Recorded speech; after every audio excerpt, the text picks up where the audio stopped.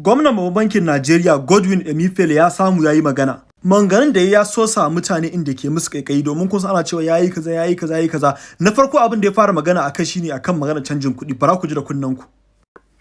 He says reports suggest that many people want the deadline to be shifted for reasons ranging from their inability to gain access to the new notes or deposit their old currencies.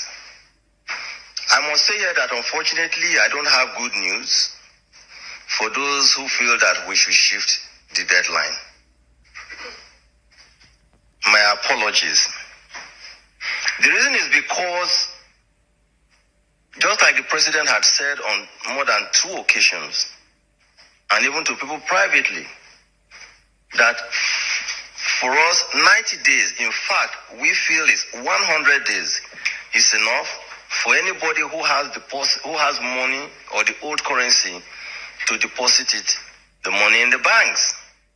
Well, a takaice ya ce Allah ya baku hakuri ba wannan labari mai daɗi ya zo muku da shi ba, musamman wanda suke cewa daga lokacin da wa'adin ƙara karɓar tsofaffin kuɗi. In takaice muku da ya rufe maganar da cewa wallahi babu gudu ba ja da baya, babu abin da zai sa ya daga wannan wa'adin da ya saka wata 3 da ya bayar ya isa, duk wanda bai sa kuɗin shi ba shi ya sani. Sannan kuma ya ƙara da cewa wanda suke cewa wai sababbin kuɗaɗen ba sa yawo ya ce daman abin da ya sa aka canjin ai so ake ai switching a koma yin transaction online ta waya ta mobile banking. Sannan kuma ya ce ko da an ƙara wa'adin ma in aka zo ƙara wa'adin da aka ƙara ɗin ma wasu sai sun ƙara buƙata a ƙara. To tunda dai abin babu gudu ba ja da baya, Allah subhanahu wata'ala ya sa wannan canjin ya zama alheri ga 'yan Najeriya da kuma Najeriya baki ɗaya. Allah ya samu. Gwamnan Babban Bankin Nigeria ya fito ya ƙaryata Honorable Bala gudaji kazaure da bakinsa, bara ku ji da kunnen ku. That those kind of arguments can come. Ladies and gentlemen, 89 trillion is so large. The total asset, if you understand accounting, the total asset of the banking industry today is about 71 or 71.5 trillion. Ya ce wannan kuɗin da ake faɗa is not even common, 89 trillion ya yi yawa. Ya ce gaba ɗaya kadarar bankunan Najeriya baki ɗayansu wato asset ɗinsu gabaki ɗayanta kuɗi darajar su bai fi 71 trillion ba. Wannan fa yana haɗa da gine-ginen su da kwamfutocin da suke cikin su da duk abubuwan da suke amfani da shi gaba ɗaya kadarorin su gaba ɗaya da bankunan gaba ɗaya 71 trillion ne. Mu je zuwa 71 or 71.5 trillion.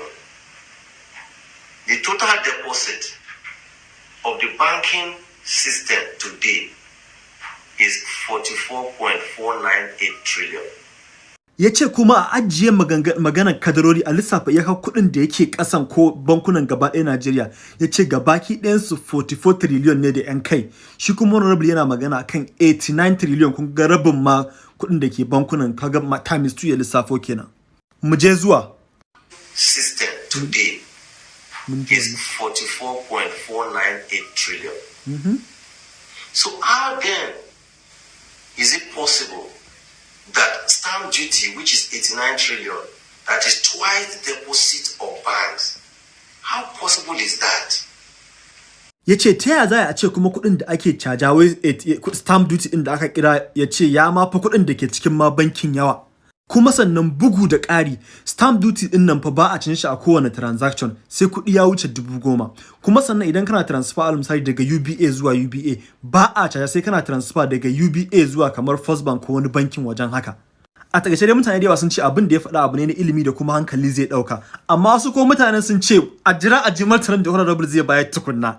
Mene ra'ayinku dangane da wannan batu? Allah ya samu dace.